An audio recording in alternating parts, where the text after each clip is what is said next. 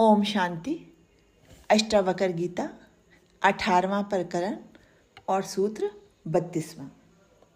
अष्टावक्र कहते हैं, मंद बुद्धि वह है जो केवल क्षुद्र वासनाओं से ही ग्रस्त है, जिसको अपने निजी स्वार्थों के अलावा कुछ दिखाई ही नहीं देता, जो केवल शरीर पोषण में ही लगा रहता है, जो इंद्रिय भोगों के अतिरिक्त किसी में रुचि नहीं लेता।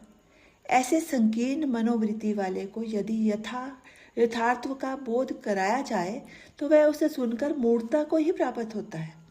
ये तत्व बोध अति सूक्ष्म का विवेचन है, जिसे स्थूल बुद्धि वाला कैसे समझ सकता है। जिसका चित्त वासनाग्रस्त है, अहंकार युक्त है, तृष्णा कामना वाला है, वह इस तत्वबोध को पाकर भी इसे विकृत कर देगा। जैसे जहर में अमृत मिलाने पर वह अमृत भी जहर हो जाता है, किंतु इसके विपरीत ज्ञानी मूढ़वत दिखाई देने पर भी वह स्वचेतना को पहचान कर समाधि को उपलब्ध हो जाता है।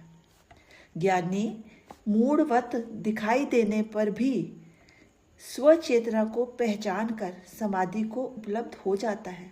ज्ञानी बाहर मूढ़वत व्यवहार इसलिए करता है कि उसके कार्य में बाधा उपस्थित ना हो तथा अपनी अनुभूति को सही रूप से वह प्रकट कर नहीं सकता। ना उसे करना ही चाहिए, क्योंकि इस ज्ञान प्रदर्शन से भी अहंकार बढ़ता है। आगे सूत्र 33वां। आत्मज्ञान के लिए करना कुछ नहीं पड़ता। करके आज तक कोई आत्मज्ञान को उपलब्ध नहीं हुआ है।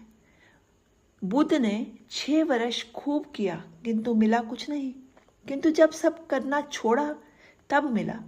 मिलने में समय भी नहीं लगता, एक क्षण में मिलता है।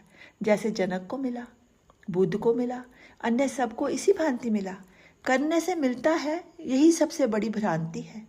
ज्ञान प्राप्ति के लिए करना कुछ नहीं पड़ता, केवल जाग कर देखना मात्र है। सजगता एवं बोध मात्र पर्याप्त है। जिसे खोया नहीं उसे ढूंढना कैसा? जो भीतर मौजूद है उसकी तलाश कैसी? जो हमारा स्वभाव है उसके लिए क्या प्रयत्न करना? किंतु सारा प्रयास होता है अंतःकरण की शुद्धि के लिए। जब तक चित्त निर्मल नहीं होगा, आत्मा का आभास नहीं हो सकता। ओम शांति। शेष कल।